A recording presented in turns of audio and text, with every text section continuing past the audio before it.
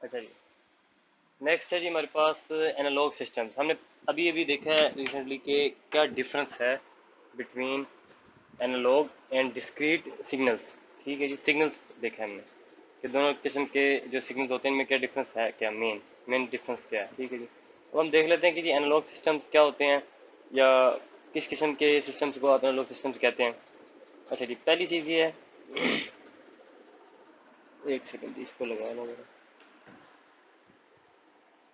अच्छा जी, तमाम ऐसे सिस्टम्स या ऐसे डिवाइसेस जो कि एनालॉग सिग्नल्स को प्रोसेस करती हैं उनको हम कहते हैं कि एनालॉग सिग्नल्स हैं, एनालॉग सिस्टम्स हैं। ठीक है जी, लेट्स से कि आपके पास आपने एक फ़ोटो खींची है जी, फ़ोटो क्लिक की है मोबाइल के कैमरे से या डिजिटल कैमरे से। अब वो फ़ोटो जो क्लिक हुई है वो आपकी जो ये जो बेसिकली पिक्चर्स हैं ये हैं एनालॉग इन्फॉर्मेशन है, या वीडियो आप बना रही हैं एनालॉग इन्फॉर्मेशन है। ठीक है जी, इसको कन्वर्ट करता है आपका मोबाइल, एनालॉग इन्फॉर्मेशन को कैप्चर करता है आपका सेंसर और उसको इंटरप्रेट कर देता है किसमें, डिजिटल इन्फॉर्मेशन में।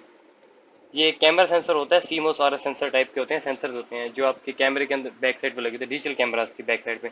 पुराने कैमरास का सिस्टम थोड़ा और था, उसके अंदर फिल्म होती थी बाकायदा। अब जो आ रहे हैं डिजिटल कैमरास जो आपके मोबाइल फोन्स में यूज होते हैं, ये होती है जी अपना सीमोस आर सेंसर या सीमोस सेंसर बेस्ड फिल्म होती है। ठीक है, डिजिटल फिल्म होती है ये। आप की एनालॉग इन्फॉर्मेशन को कैप्चर करते हैं, ट्रांसड्यूसर ट्रांसड्यूसर वाला काम भी कर रहे होते हैं। ये कन्वर्ट कर देते हैं किसमें, इसको फिर एनालॉग सिग्नल में। जो सेंसर होता है आपका वो आउटपुट में जीरो वंस की फॉर्म में कोई ना कोई सिग्नल जनरेट कर देता है, जिसको आपका मोबाइल प्रोसेस करने के बाद स्टोर करवा देता है जी आपकी मेमोरी मेमोरी में, यानी कि मेमोरी कार्ड में या इंटरनल मेमोरी में। ठीक है जी, तो वो कह रहे हैं कि जी एनालॉग सिस्टम जो हैं, in analog system the quantities can vary over continuous range of values. Continuous values range of values की बात इस वजह से वो कह रहा है कि कोई भी एनालॉग सिग्नल है, इवन कि अगर आप मैं बोल रहा हूँ लेट से, तो ये भी एक एनालॉग ऑडियो सिग्नल है। ठीक है जी, इसकी भी जो वेव फॉर्म है या वैल्यूज हैं वो कंटिन्यूस ही हैं। ठीक है जी, तो इसलिए वो कह रहा है कि जी कंटिन्यूस रेंज ऑफ वैल्यूज के ऊपर होती हैं। हमने पहले देख लिया कि जी एनालॉग सिग्नल ऐसा ही होता है। अच्छा, आगे जी the analog systems and analog measurement systems have been used for a long time. काफ़ी पुरानी जो मेन कंप्यूटिंग डिवाइसेस थी, एनालॉग कंप्यूटिंग डिवाइसेस यूज़ की जाती थी बहुत पहले से, जिनमें से कुछ की एग्जांपल दी गई है, जो तो कुछ तो इनमें से अब भी यूज़ हो रही हैं ऑब्वियसली।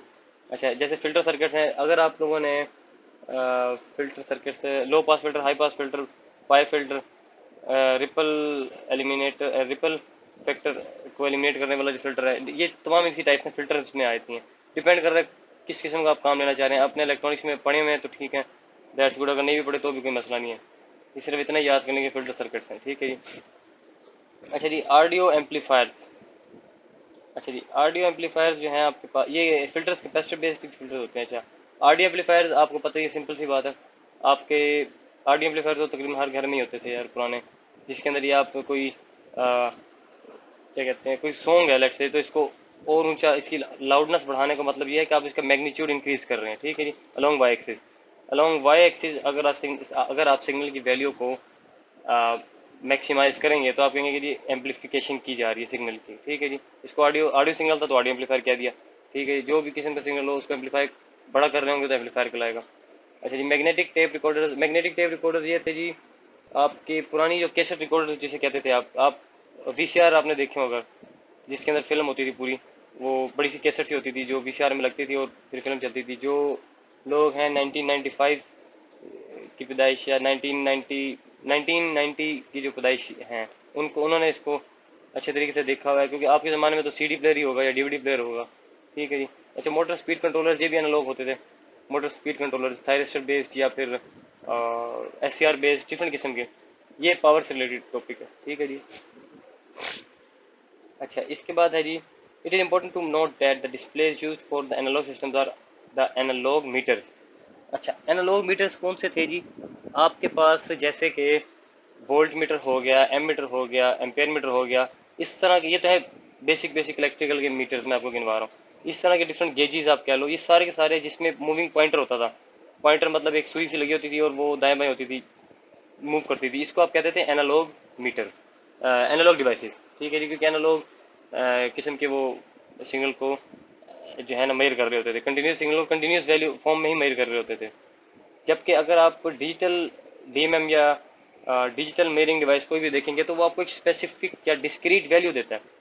लेट्स से कि आप डिजिटल वोल्टमीटर लेते हैं तो वो आपको बता देगा कि जी आपके जो वोल्टेजेस हैं वो 2.2223 एग्जैक्ट। अब आप देख रहे हैं कि यार ये कंटिन्यूस वैल्यू नहीं है या कंटिन्यूसली वेरी नहीं हो रही, सिर्फ एक डिस्क्रीट वैल्यू उसने डिस्प्ले कर दी है। ओके, क्योंकि ये डिस्क्रीट वैल्यू है, ठीक है जी। जबकि जो ये एनालॉग मीटर होते हैं जिसमें पॉइंटर होता था वो कंटिन्यूस वैल्यू दे रहा होता है आपको, ठीक है जी। अच्छा, अब इसके नुकसानात जो हैं, ड्रॉबैक्स जो हैं, क्या वजह थी या क्या वजूहत थी जिनकी बिना पे आपने एनालॉग सिस्टम को जो है मिनिमाइज़ किया और आपने डिजिटल को ज़्यादा प्रेफर करना शुरू किया और तमाम सिस्टम्स जो हैं अपने डिजिटल पे लेके गए हैं, क्या वजह थी? अच्छा जी, एनालॉग सिस्टम तो पहली बात तो ये है कि लेस एक्यूरेट होते हैं क्योंकि डिस्क्रीट वैल्यू नहीं है, एग्जैक्ट वैल्यू नहीं है। अच्छा, एनालॉग सिस्टम जो होते हैं वो टाइम बेस्ड होते हैं, टाइम डोमेन में काम कर रहे होते हैं। तो इसके लिए अच्छी खासी जो है ना मैथमेटिकल इक्वेशंस बन जाती हैं। अगर आप किसी हैवी कम्प्लेक्स सिस्टम को स्टडी कर रहे हैं तो आपको बहुत ज़्यादा टाइम लग सकता है इसको सिर्फ एक सिग्नल को प्रोसेस करने में, ठीक है। एनालॉग प्रोसेसिंग टेक्निक्स जो थी वो बहुत ज़्यादा कम्प्लेक्स और थका देने वाली हैं, ठीक है, यूँ कह सकते हैं आप। इस वजह से एक तो ये वजह होगी। अगली है जी एनालॉग सिस्टम। अच्छा, ये बड़ा इंपॉर्टेंट पॉइंट है। आपने signal to noise ratio SNR या नॉइज का पढ़ा होगा, आपको पता है कि यार नॉइज ऐड हो जाता है। अब अगर एक एनालॉग सिग्नल है जैसे वॉइस सिग्नल है, इसमें अगर नॉइज ऐड होता है, noise it self is A amplitude type की क्वांटिटी, मैग्नीट्यूड होता है नॉइज का ना। ये बेसिकली जो ओरिजिनल सिग्नल है उसके मैग्नीट्यूड के अंदर ही ऐड होता है। अब कम करेगा, जिस जिस पॉइंट पे ऐड होगा वहाँ पे डिस्टर्बेंस होगी, मतलब ऊपर या तो वो मैग्नीट्यूड की वेव फॉर्म जो है ऊपर जाएगी या नीचे जाएगी अलोंग वाई एक्सिस। तो उसकी वजह से डिस्टर्बेंस, ऑब्वियस सी बात है कि आपका ओरिजिनल सिग्नल तो डिस्टर्ब होगा ही होगा जब भी इसमें कोई noise unwanted signal, noise basically unwanted signal को कहते हैं, ठीक है, ऐड होगा तो डिस्टर्बेंस तो होगी होगी। और सबसे बड़ा मसला ये है कि जी इसको आप एलिमिनेट नहीं कर सकते। बहुत मुश्किल टेक्निक्स हैं जिनके ज़रिए आप इसको कुछ हद तक मिनिमाइज कर सकते हैं, लेकिन टोटली सेपरेट नहीं कर सकते। इसलिए इसने अगले पॉइंट में लिखा हुआ है कि जी it is impossible to separate the signal from noise, ठीक है जी, इम्पॉसिबल। हालांकि आप मिनिमाइज कर सकते हैं, ऑब्वियस सी बात है, आप मीनिंगफुल इंफॉर्मेशन जो है वो सिग्नल से एक्सट्रैक्ट कर सकते हैं फाइनल सिग्नल से, लेकिन फिर भी टोटली आप एलिमिनेट चूंकि नहीं कर सकते तो दैट्स ये एक कोई बेनिफिशियल नहीं है टेक्निक, ठीक है जी। अच्छा, the performance of analog signals degrade. अच्छा, डिग्रेड होती है, क्यों डिग्रेड होती है? आपको पता है यार एनालॉग कंपोनेंट्स हैं और हर चीज़ with the past of time degrade होती है। इवन के मेटल है, प्लास्टिक है, जो भी चीज़ है यूज़ हो या ना हो, with the passage of time वो डिग्रेड होती है, ठीक है जी। कि एयर फैक्टर है, एटमॉस्फेरिक कंडीशन है, एम्बियंट कंडीशंस हैं, बहुत सारी चीज़ें हैं जो मैटर कर रही होती हैं। हवा का दबाव, हवा का प्रेशर, हवा का air pressure, air temperature, atmospheric temperature, gases present at any time in the room या in the vicinity of that particular substance. तमाम गैसेज, अब आपको पता है कि हवा में जो ऑक्सीजन, नाइट्रोजन और भी आयरन, डिफरेंट जो भी गैसेज मौजूद हैं, ठीक है जी। आयरन तो नहीं, खैर डिफरेंट गैसेज का मजमू है ना, नाइट्रोजन, ऑक्सीजन, कार्बन, ये जिसमें हम बैठे हैं। तो ये भी इम्पैक्ट डालती हैं आपकी एजिंग के ऊपर। आपसे मुराद आपकी डिवाइस की एजिंग के ऊपर, एनालॉग डिवाइस की या एनालॉग सिस्टम की एजिंग के ऊपर, ठीक है जी। अच्छा जी, एक सेकंड में देख लूँ, रिकॉर्डिंग चल रही है, चल रही है जी, ठीक है। अच्छा, आगे आ जाते हैं जी। अच्छा, जैसे आप लिखा बिल्कुल उसने लिख ही दिया था, पर their performance change with variation in temperature. Temperature की वजह से वेरिएशन आपकी जो एनालॉग सिस्टम की परफॉर्मेंस है वो चेंज होती है, क्योंकि आपको पता है यार मेटल एनालॉग सिस्टम है, जितने भी मीटर्स हैं उनमें मेटल का मैग्नेट कुछ ना कुछ कम्बिनेशन यूज हो ही रहा होता है, ठीक है जी। लेट्स से वोल्ट मीटर या ammeter, wattmeter, power factor meter, कोई आप उठा लें, मेटल की चीज़ कोई ना कोई अंदर लगी होगी, कंफर्म बात है, ठीक है। मैग्नेट भी लगा होगा, कॉपर, मैग्नेट, मेटल, कुछ ना कुछ तो मेटल होगा ना, चाहे आयरन हो, कॉपर हो, एल्यूमिनियम हो, कुछ भी हो, ठीक है जी। मैग्नेट है, न्यूडीमियम का न्यूडीमियम बेस्ड मैग्नेट हो या किसी और टाइप का मैग्नेट हो, जो भी मैग्नेट है यूज हो रहा होगा, दैट्स डेफिनेट, ठीक है जी, डेफिनेट सी बात है। तो विद टेम्परेचर आपको पता है कि जी मेटल जो है वो एक्सपैंड करता है with increase in temperature, direct proportional है। तो ये भी अच्छा खासा इम्पैक्ट डाल देता है आपकी मीटर की परफॉर्मेंस पे, आउटपुट पे, ठीक है जी। अच्छा, आ गया जी, इस वजह से ये रिलायबल नहीं होता एनालॉग सिस्टम, और analog system has less versatility since no software included. अच्छा, वर्सटिलिटी का पॉइंट है, ये बेसिकली फ्लेक्सिबिलिटी के अंदर आता है कि ये इतने फ्लेक्सिबल नहीं है। अगर आपने एक analog system for particular task के लिए डिज़ाइन किया है या मैन्युफैक्चर किया है तो वो वही काम करेगा हमेशा। ऐसा नहीं हो सकता कि आप उससे मिलता जुलता कोई और काम उस डिवाइस से ले लें। क्यों मुमकिन नहीं है? क्योंकि इसके अंदर कोई सॉफ्टवेयर के थ्रू आप चेंजिंग नहीं कर सकते, ठीक है जी। लेट्स से आपके पास कंप्यूटर है, आप कंप्यूटर के अंदर खरीदते हैं, आपके पास आती है जी विंडोज 7 आती है या विंडो 10 आती है, ठीक है। अब आप कहते हो कि यार नहीं मुझे विंडो 10 नहीं चाहिए, मुझे तो इसमें यूवेंटो की चलानी है। यूवेंटो जो है लिनक्स बेस्ड सिस्टम है। या आप कहते हो कि यार मुझे लिनक्स, ब्लैक लिनक्स या डिफरेंट किस्म के लिनक्स के भी वेरिएंट्स हैं, आप कहते हो भाई मैं तो वो चलाऊंगा इसके अंदर, ठीक है। अब आप देख रहे हो कि भाई दोनों operating systems totally entirely different हैं, 100% एक दूसरे के अपोजिट है। लिनक्स सिस्टम हो गया या विंडो बेस्ड सिस्टम है, टोटली डिफरेंट सिस्टम है। हर चीज़ इनकी, इवन कि इनकी एग्जीक्यूटेबल फाइल्स और डायरेक्टरीज, सब चीज़ और ऑपरेटिंग और जी यू आई तक डिफरेंट है, ठीक है। अब अगर ये होता कंप्यूटर कोई डिजिटल एनालॉग किस्म का इक्विपमेंट, तो आप इसमें ये काम कर ही नहीं सकते थे, आप इसमें यूवेंटो नहीं चला सकते थे अगर ये विंडो के लिए। बल्कि विंडो और यूवेंटो सॉफ्टवेयर का काम है।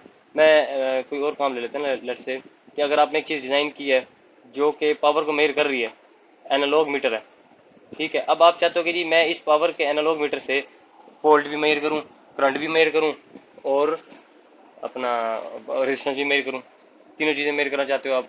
हालांकि है वो वाट मीटर, तो ये मुमकिन नहीं है एनालॉग के केस में। हाँ, अगर आपने डिजिटल डिज़ाइन किया हुआ है डिजिटली एक वाट मीटर, तो आप कहते हो कि यार मैं इससे वोल्ट मीटर भी मेजर करूँ, करंट भी मेजर करूँ, रेजिस्टेंस भी मेजर करूँ, तो आप सॉफ्टवेयर के जरिए जो उसका माइक्रो प्रोसेसर होगा उस डिजिटल वाट मीटर का, उसके अंदर चेंजिंग्स करके आप ये तीनों चीज़ें बाकी मेजर कर सकते हैं, ठीक है। ये आसान एग्जाम्पल थी। अगला पॉइंट क्या है जी? Because the use of analog meter is quite difficult to take accurate reading. Obvious सी बात है, जब भी आप डिजिटल एनालॉग मीटर यूज़ करेंगे तो पॉइंटर होता है, पॉइंटर के जरिए पॉइंटर कंटिन्यूसली कभी कभी वाइब्रेट भी कर रहे होते हैं, एक पॉइंट पे ना हल्का हल्का मूव कर रहा होता है। और पॉइंटर जो है वो आपको कोई भी वैल्यू देगा तो वो एग्जैक्ट 100% श्योर नहीं होगी कि भाई ये एग्जैक्ट 1 है, जब 1.00001 है।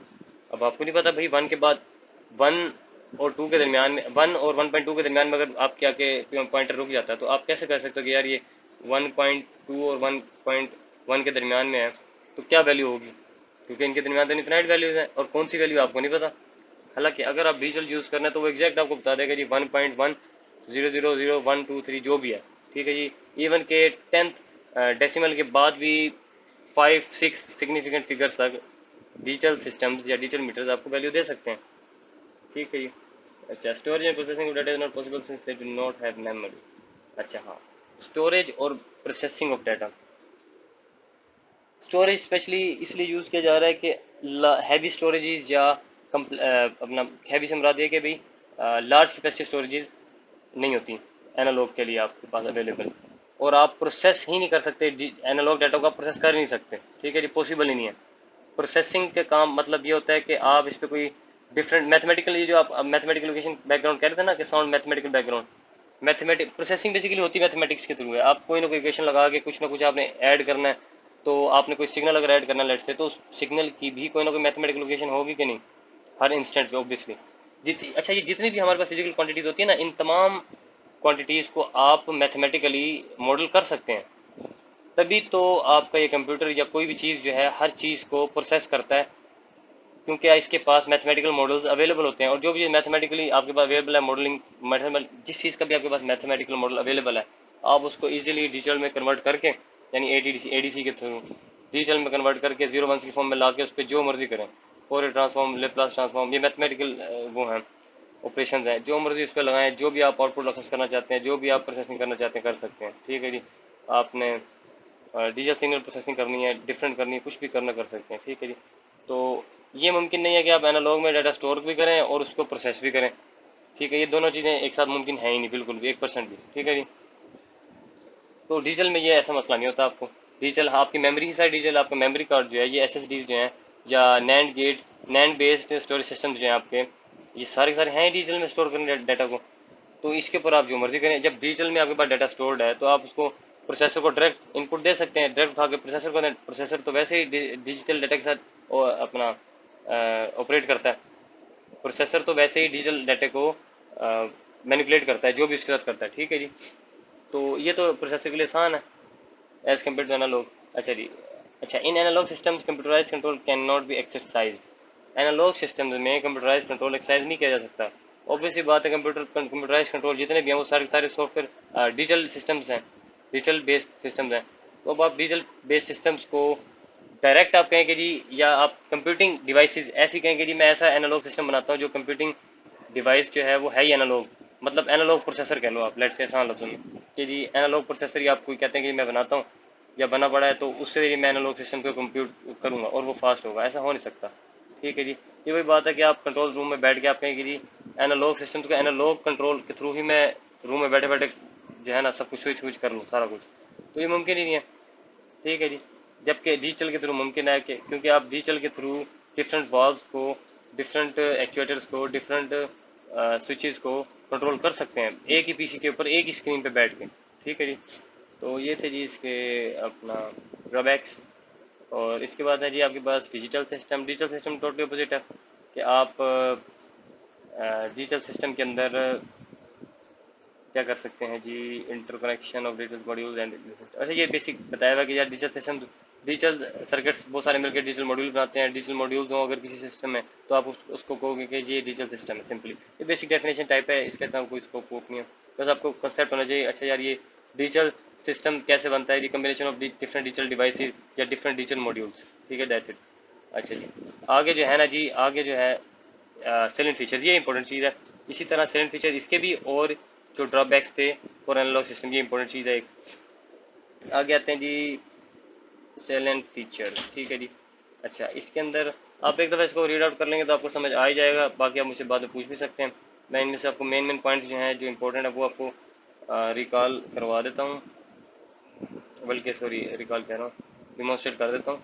अच्छा जी, digital system manipulate discrete elements of information.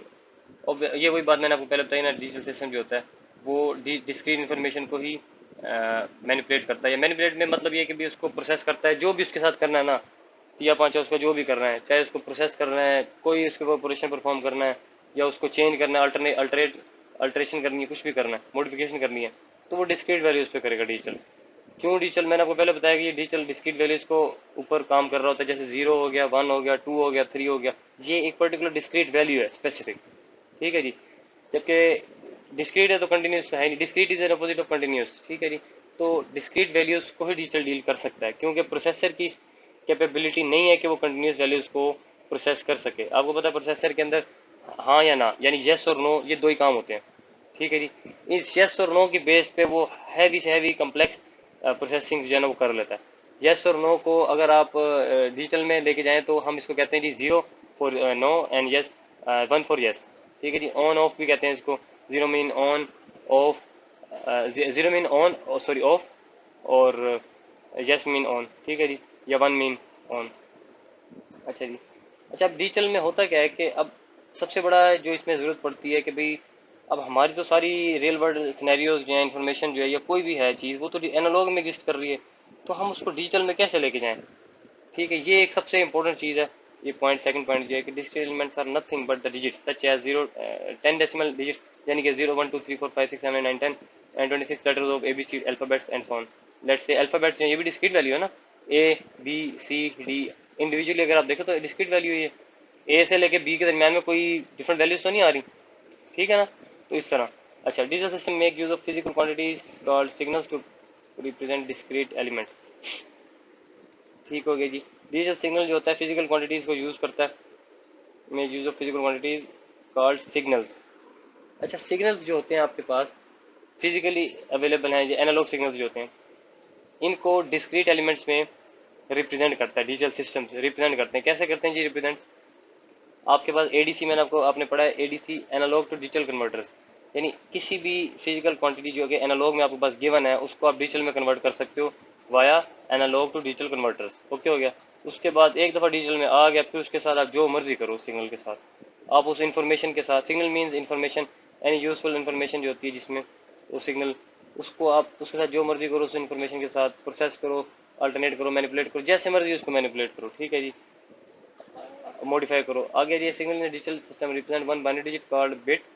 अच्छा, ये जीरो है या वन है, ये एक बिट हम कहते हैं इसको। अगर जीरो है तो वो भी एक बिट है, वन है तो वो भी एक बिट है। ठीक है जी, अच्छा वो लिखिए आगे कि जी बिट है तो वैल्यू या जीरो होगी या वन होगी, कुछ भी हो सकती है। ठीक है जी, अच्छा अब यहाँ पे इस पॉइंट में जो है सिक्स पॉइंट में वो ये बता रहा है कि आप के ये जो फिजिकल क्वांटिटी या डिस्क्रीट वैल्यूज हैं या डिस्क्रीट एलिमेंट्स हैं, डिस्क्रीट एलिमेंट्स या डिस्क्रीट वैल्यूज जो हैं, इनको आप कैसे जीरो वंस की फॉर्म में रिप्रेजेंट कर सकते हो।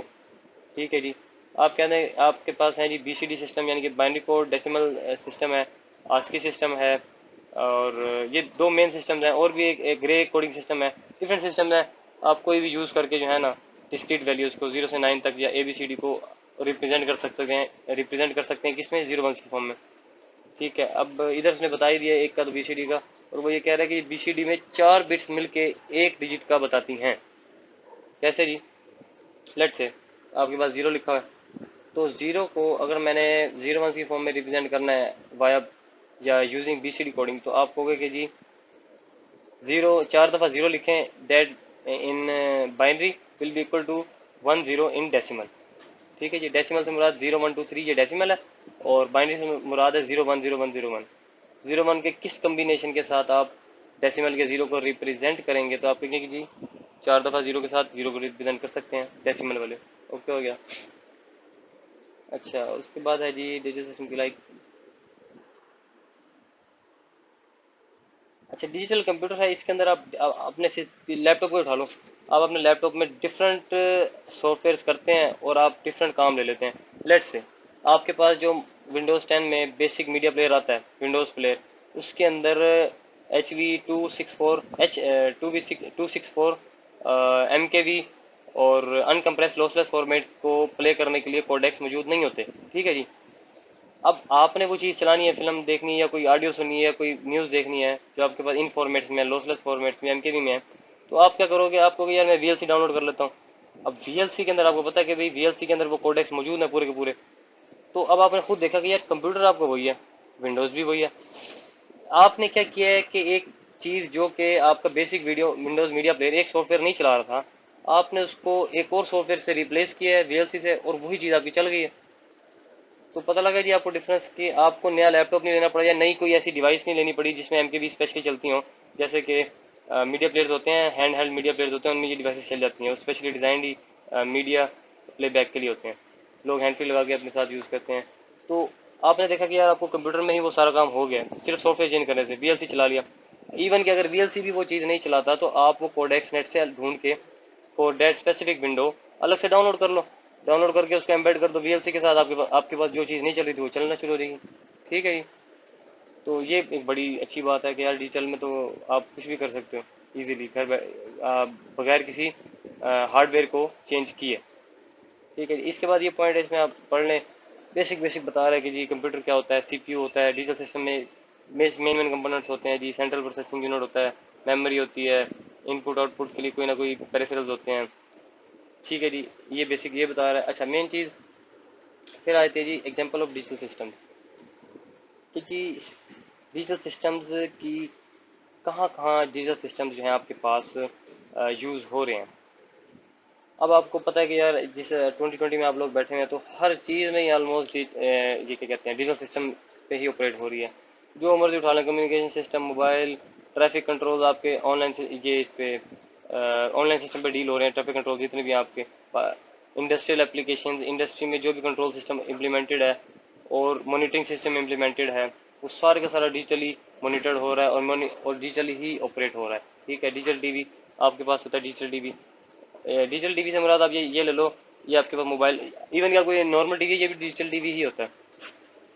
ये जो आपकी LCD है, LCD नहीं होती आपकी, मॉनिटर हो गया, LCD हो गया, LED, LCD, IPS LCD, एक्सो डिस्प्ले, रेटिना डिस्प्ले, ये सारे के सारे ना डिजिटल टीवी की फॉर्म में आ रहे हैं, के एग्जांपल में आ रहे हैं। वेदर मॉनिटरिंग आपके पास डिजिटल इक्विपमेंट्स हैं, सेंसर हैं जिनके जरिए आप मेजर करते हैं जी ह्यूमिडिटी लेवल क्या है और टेम्परेचर क्या है किसी भी एम्बिएंट एरिया का, ये किसी भी एरिया का। अच्छा, बिजनेस ट्रांजैक्शन आपकी ये मोबाइल फ़ोन में आजकल UBL HBL की एप्लीकेशन होती हैं।